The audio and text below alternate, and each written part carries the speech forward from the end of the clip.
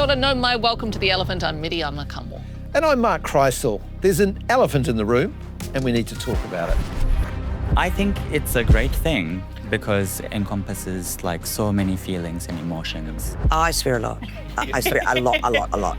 And so that's why the word is a friend to me. But it's about taking that power back and realising that at the end of the day, it is just a word that's describing female body parts. Yeah, but do you accept that that can be really offensive to somebody? If you define what a swear word is, it really is just a word or phrase that has the capacity to offend. In fact, I think we should let it keep its heat.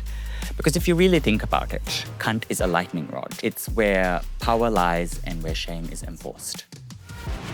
The Elephant is all about the tough stuff. We want to talk about the things being pushed to the edges, the things that move people into echo chambers and away from open, rational discussion. In this week's episode, boy, do we have a doozy. One that'll split the room. It's one of the most loaded, taboo, and divisive words in the English language. 4 little letters that pack a big punch. It begins with a C and rhymes with hunt and can stop a room cold. Come! The C word. Say it, censor it, or own it. Now, we're not talking about cancer, of course. It's the other C word. So they can raise the amount of Today, we're asking, what's the big deal with it? Where did it come from? And why has it been weaponized? And can we take it back? The C word. Now, I'm not going to say it because, frankly, I don't want to. Why? I don't like saying it. I don't like saying it. And also, to be fair, I can imagine the memes if I do. Yes, and those are memes I would 100% share as much as I could. Oh, God, brother. All right, thing is, when we started researching this episode, there was a lot of division, even among our own team. Our EP, Jules, has never said the word. Editor Chris said he had said the word, but never to a woman. So, brother, have you? Yes, I have said it. I've said it before and I will say it again. I actually heard you say it. Well, I wouldn't say it to you. But I have said it in the church while I was delivering a eulogy. And to be fair, it was how the deceased had described me once. Okay. So in context. In context, but honestly, the church just went. Oh my God, I can totally imagine. Yeah. But not everyone finds it offensive. 19-year-olds William Lyle and Alice McCabe use it all the time, almost as a term of endearment. Beautiful word. Towards my friends, I use it affectionately. Like I'd call Alice a cunt. But in an affectionate In an affectionate way, and say, oh, don't be a cunt, you know? Or like, you know, you even say nowadays, you say like, oh, you're giving cunt. It's like a compliment. Like, yeah, right, Alice? It's just kind of strange of how the word I was told never to use in my life has kind of become one of my main words. Yeah, as far as the vernacular now. Yeah. It's also a word that's tried to be reclaimed, reframed, and redefined, especially by women, queer communities, and even, of course, politicians who are using it to challenge power, rewrite narratives, and spark conversation. But why don't we use it in everyday kōrero? A little like that other 4-letter word that starts with F. Food? Yes. Yes. No.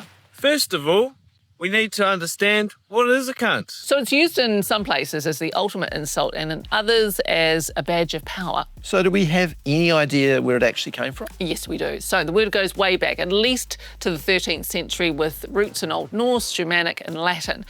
Back then, it wasn't even rude. It was just a body part. Chaucer used a version in the Canterbury Tales and even Shakespeare snuck it into Hamlet. So there's a lot to unpack, so let's do it. Yep. Centuries of patriarchy and Puritanism have given the word a darker side, becoming for some unspeakable. Yes, I'm part of the some. By the 20th century, it had become one of the most offensive words in English, along with the N-word, banned from TV, books and public speech, but not everywhere. In queer culture, especially in the ballroom scene of the 80s and 90s, the word was reborn.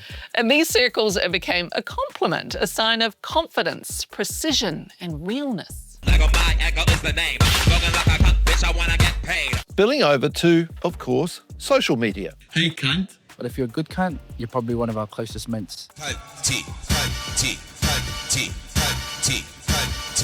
And then it got political.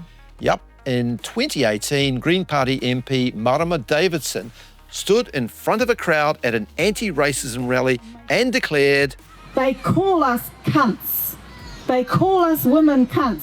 It was raw, deliberate, defiant, a word once thrown at her to intimidate, now reclaimed as a challenge to power. Well, now, Marama is recovering from the big C, kia ora ki te ora i te wahine toa, and she sent some context about that little C moment. She said, "It was at a public gathering where I shared some of the attacks I had received online and how this word had been used against me. I wanted to point out that using that word as a hateful attack was upholding misogyny because of the pejorative reference to women's bodies." She also said we needed to reject the misogynistic use of that word and claim it back to try and take away some of the power being used against us. Then this year, ACT MP Brooke Van Velden brought the word into Parliament, responding to a column by journalist Andrea Vance. Reduce senior cabinet ministers to girl bosses, hype squads, references to girl math and cunts. Now, even though she quoted the word rather than using it as an insult, it sparked headlines, debate and discomfort, especially with Winston, across the House and the country. Yeah, it really did. In both cases, it wasn't a slip-up. It was intentional, calculated and controversial. Surprising for politicians? No, that's the way they roll. They were pushing back, trying to regain control of a word that's long been used to control others. But let's go back to the community that rebirthed the word and reclaimed the C word as part of their culture. So we're now joined by a fabulous voice from Aotearoa's drag scene, House of Drag star Medulla Oblongata. Did I say that correctly? Yeah. It's so lovely to see you. You look very nice. So fabulous. You look like a work of art. You really do. It's so nice to be here. Thank you so much for having me. Oh, now tell us, how do you feel about the C word? I think it's a great thing because it encompasses like so many feelings and emotions. Oh. And it quite often is intended as a compliment. Really? How do you use it? How do you use it? Do you use it in your act? Not necessarily in my act. It's like just how like you interact with people. It's an essence. It's a feeling. It's when I walked into the room here today and how everyone just stopped and stared at me. That was cunt. Oh my gosh, that's how you use it. Yeah. So just so you know, I don't use it. I don't know that I've ever used the word. And I don't know if I'm offended by it. I don't think I actually am. I think I'm just being so well trained not to say the word. But I had a big reaction when you walked in. So that is the word that I would use if I was in the the essence of serving cunt, yeah. Serving. Yeah. And so what does that mean, serving? It's used as an adjective, right? Like it's more empowering when like, you know, you're using it as like a descriptor of like something like the essence. But I think what's really important to know is the intent and tone and context matters because love brings up and spite drags down. Love brings up and spite brings down. Okay, so you don't use it in every context. You only use it in a loving... There's a time and a place, and like how you say it does like matter. What does the word mean to you? I think it's about honoring the strength, resilience, and power of women, because many of whom in our community are women and femme presenting. And I think it's a love letter to our survival and not at all a reinforcement of misogyny. What do you say to people that would be really offended by that? I mean, of course, like the idea is not necessarily out to offend. And there is validity in the people who are offended by it because it's not fair to ask anyone who has been like abused by that word because historically men have used the word to denigrate and degrade women, and we cannot ignore that fact. But by reclaiming it, certainly, like we're not ignoring it, I think we're confronting it. The queer community has created that safe space for be able to use such language. And we have to also remember like the origins of the queer culture where a lot of like the queer terminology has come from the African American vernacular. And the ballroom scene was in fact started by like Black trans and femme presenting people. So, I did not know that. And then it has then further proliferated into such popular mainstream shows as RuPaul's Drag Race, where they use cunt as an acronym to mean charisma, uniqueness, nerve, and talent. Wow. We certainly use it as like not an insult, but like to exalt and honor our community, because like a lot of our community members are in fact women and femme presenting. So not everybody in your community is at ease with this word. Again, we have to reiterate that tone, intent, and context matters, because not everyone gets the memo. Do you still feel a little bit naughty using it? Do you feel like you're breaking some rules here? Not anymore, because I have spent so much time in my community doing the hard yards to be able to feel like I am part of it, to be able to use that. Do you think we need to soften up this word? I don't think we need to soften up. In fact, I think we should let it keep its heat. Because if you really think about it, cunt is a lightning rod. It's where power lies and where shame is enforced. Would you ever call me the C word? And what should my reaction be? I would not call you it in a negative way, but definitely if something that you have done is amazing, I would be like, oh my gosh, that was quite cunt. We are so old. That is quite kind. We can barely cope. It basically just means that's amazing. You did it confidently. You served the essence of what needed to be served. It's so great to have you in here. Thank you so much. Thank you so much. You look amazing. I think this is the highlight of my day, Madhu, being in here. Thank you so much for having me. I feel like I'm looking into a mirror. I think that's possible. We could do your makeover next. No, not possible. Should we do his makeover next? Gosh, is that time I really must rush. But thank you, Madula. It was awe-inspiring having you with us today. It really was. Just so wonderful to have you here. Thank you so much. So, from drag stages to political rallies, the C word is out there, but what does its use say about us? About who we listen to, who we silence, and what we're still afraid of? Today, we'll keep pulling at that thread and seeing where it takes us. So joining us now in studio is broadcaster and author Bree Thomasdale. Lovely to see you.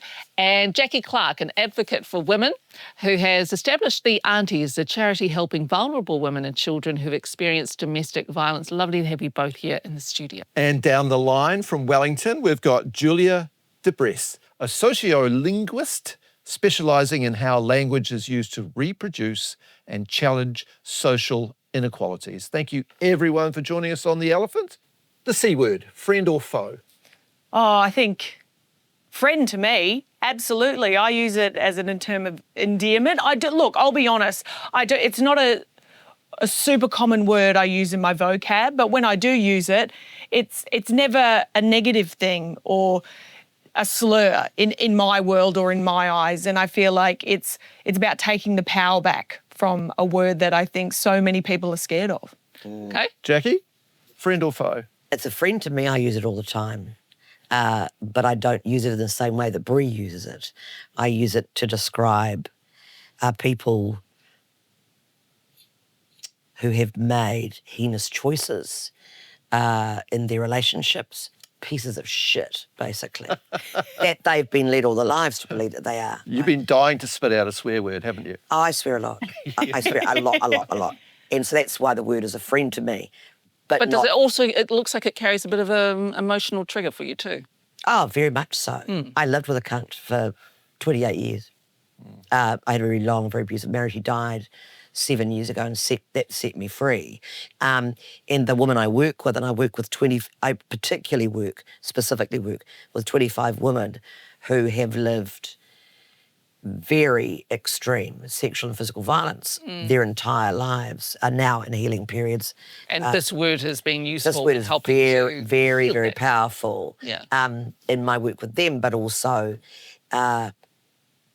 for themselves. Yeah. Julia, where do you come in? You study these words. This is your bread and butter. Yeah. Where does this word sit with us? Is it our friend or is it our foe?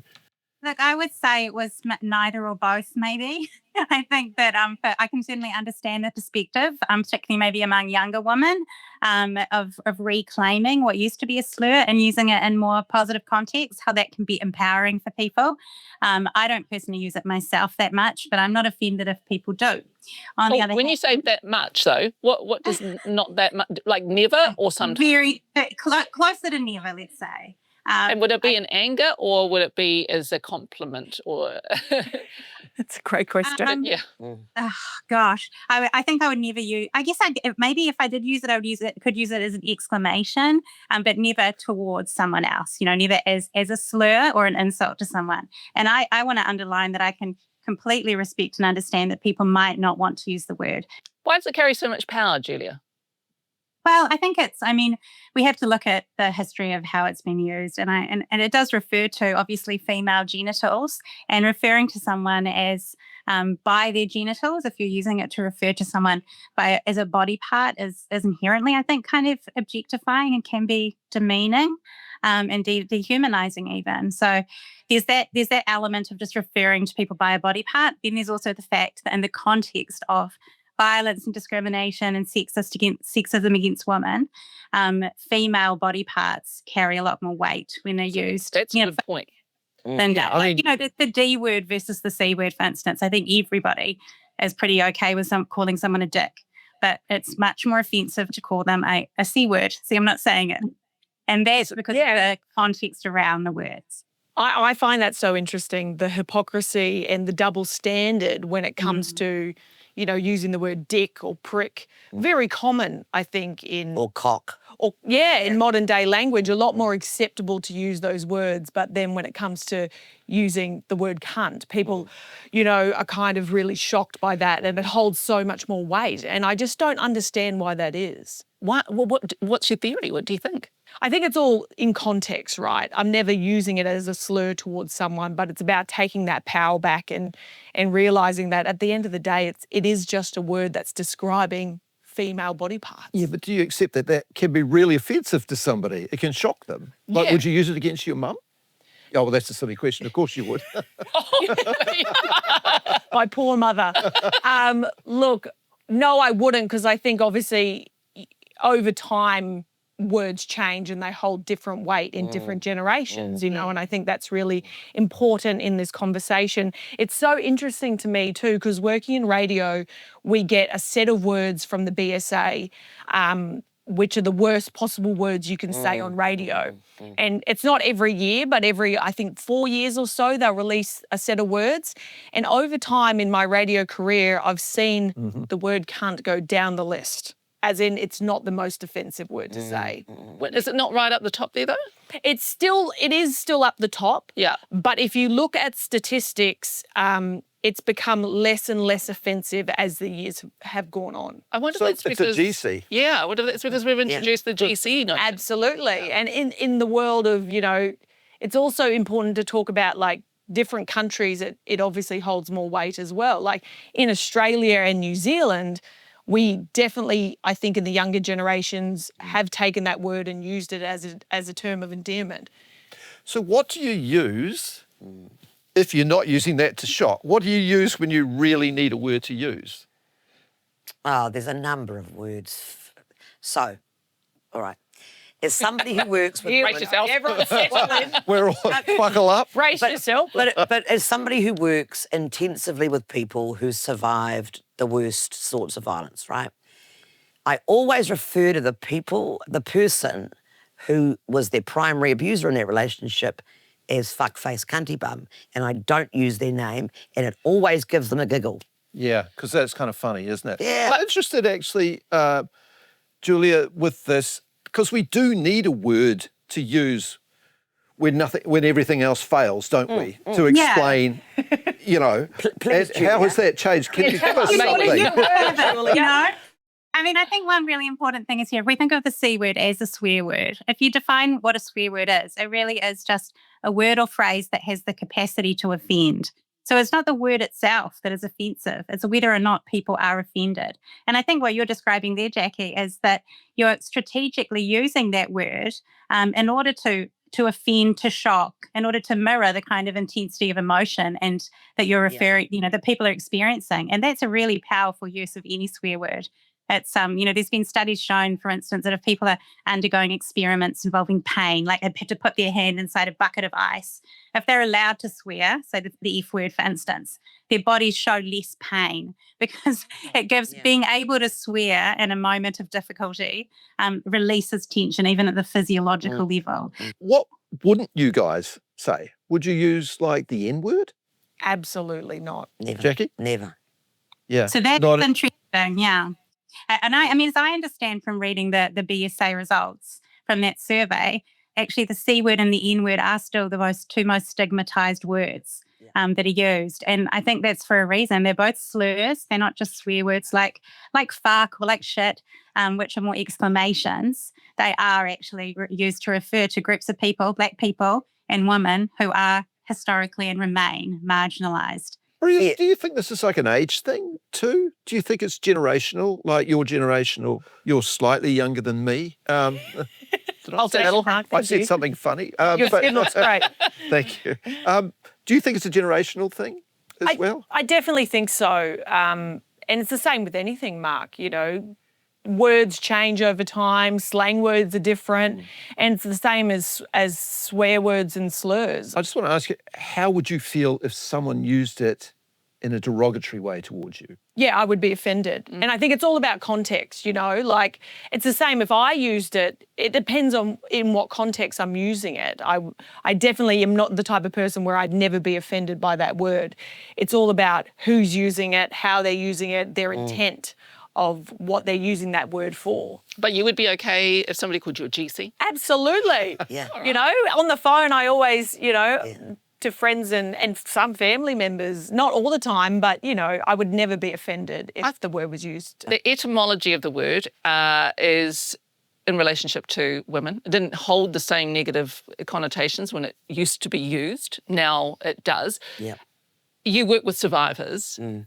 How do you balance that notion that on the one hand it refers to women's genitalia in a derogatory way, yet you're working with survivors?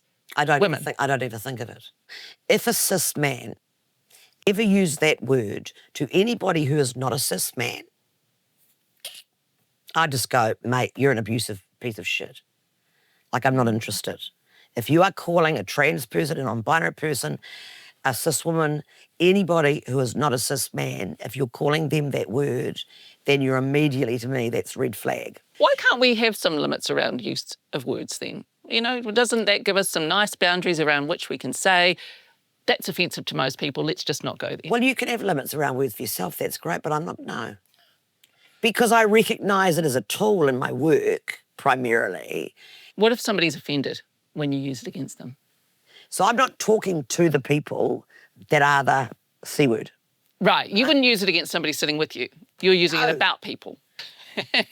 Julia, it seems surprising that a word has so much power.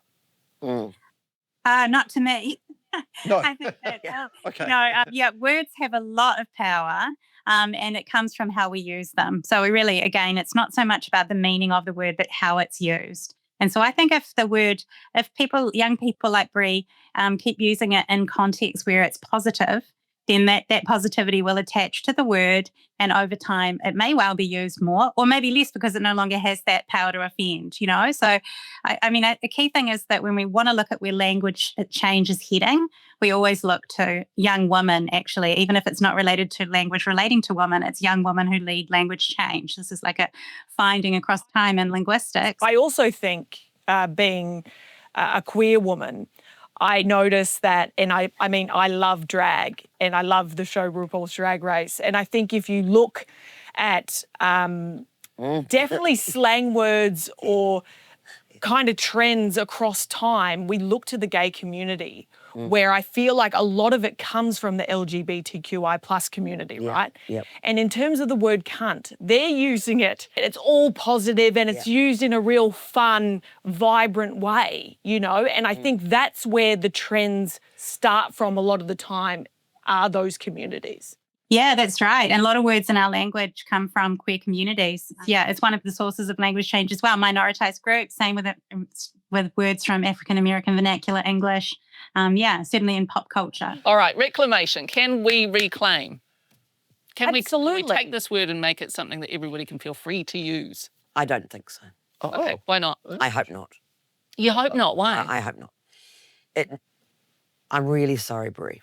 No. But selfishly, right? There needs to be a word in the English language speaking world, right? That is powerful enough and shocking enough and makes people stop and think or stop what they're doing. I have used it in public before, aside from this one example, to stop people, men who were harassing their partners. I've done that a little bit, and in the street. It's that thing of you need a word which flags what you're doing is not okay. This is almost becoming like a sacred word for you to be used in the very worst of circumstances. That is pretty much it. Okay. And what about you, Julia? Yeah. Should we reclaim? I mean, because we saw Marama Davidson some years ago saying, hey, we need to reclaim this word. It's actually about women's genitalia. It's used too often against Indigenous women, for example. We need to reclaim this and take the power from it. What are your thoughts? Yeah, I mean, I think that's a really great argument, and there's not really a right or wrong answers to these things. We'll see what happens over time. But I certainly think that the C word is going to continue to have those negative connotations until we sort out all the major issues that we have with sexism that still persist. So as long as those social concerns are there, I can't personally see the C word losing its power. But yeah, look forward to seeing what happens. We won't be able to control it. If it's going to do it, it'll happen of its own accord. Are you ready to use it on the radio? No, because I'll lose my job. Yeah. So, I mean, you know. Would you like to see a time when you could use it on the radio? I think so. Depending on what context, but I disagree. I think there will be a time, I see it in my generation, where the feelings around it it's slow. It is slow, and I think it will take a long time. But I think it is going in the right direction. And I would love to live in a time where, you know, you don't get that shock horror where someone is using that word as the absolute most horrible word they can use to describe someone, where it's only being used in a nice way. Well, what about Jackie's argument that we need some word that we can use for that worst of circumstances? Yeah. We want to take the power out of that word. And I just wish it wasn't a word that was, related to female body parts. I was like, let's make a different word. And that's what my dream would be, and that's what I would hope to see in the future, that it's not a word. Look, this has been very enlightening and full of good language, but we've got one last question. If there's one thing that you want the audience to understand about this word, I'll ask you individually, what would it be? Jackie? I'm having an emotional response to it. Yeah. Because I work with these women who have survived choices that their intimate partners have made, this horrendousness. And it's the only word I can use to describe these people, because it's the only word I know personally that encapsulates just the heinousness, the hellish damage that they've inflicted. And it's also a word that allows the women, should they choose to expunge some of what's been done to them. And to express it with the power of a word. I hear what you're saying. And what about you, Julia? I guess for me it would be that, yes, words do have power, but they only have the power that we give to them. So if somebody is offended by the C word, that's fine.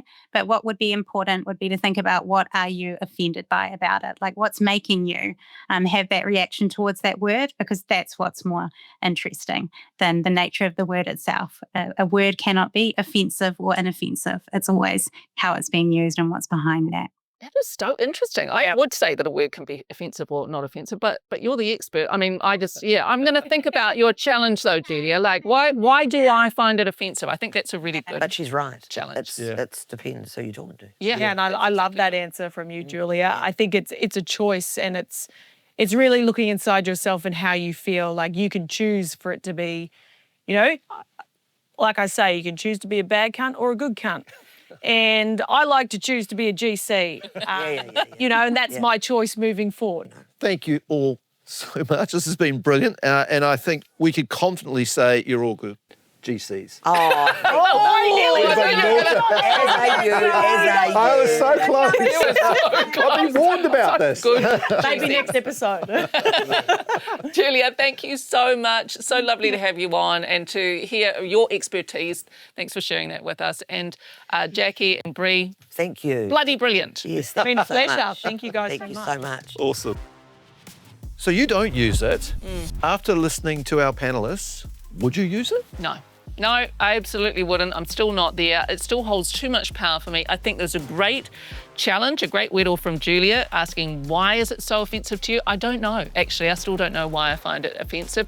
In fact, I'm not even sure that I find it offensive so much as I find it jarring. It really is an awful sounding word. But that's it carries a lot of power. But that's the point of it. Yeah. To use it, as Jackie said, in a jarring way. Yes, exactly. I don't think I would cope very well if somebody called me the C word, and even if they call me a GC, I think I'd be like, oh, gosh. Oh, but it's fine to call me a GC? Yeah. You are a GC, brother. You're a GC. You just can't say the whole of each of those words, that's all. I like to think there's a word that I can use when I need a word for the, just to blow stuff up. Yeah, I think I need something. And if you don't use that, what do you use? What do I use? I don't think I swear that much, to be honest. What do I say? Sure. Oh, gosh. Sure. What? Oh, gosh. I mean, seriously, I don't want to be Pollyanna. That is not the worst of the swear words that I use. It's not even a swear word, is it? Oh, gosh. Oh, It's a volley. swear word. Oh, it's not good, is it? Okay, but I will need to think about it. I mean, I'll drop an F-bomb every now and again. But, words to me hold power. I'm not sure that I would ever get to the point in any situation where I would need to go to the C word. I love language. I love seeing it develop, and I love see where it's going. And I actually feel that we may have helped it along a bit today. Oh, do you think? But in what direction? Towards reclamation, maybe. I don't know. But anyway, God, it was a bloody great discussion. There you go. And you can get more of these discussions by joining The Elephant. You can catch us on New Zealand Herald, YouTube, iHeart, and your favourite social media platforms. The elephant in the room. Time to talk. Just not with the C word. Maybe. Well, definitely not for me anyway. E te whānau ngā mihi nui, maiti ora.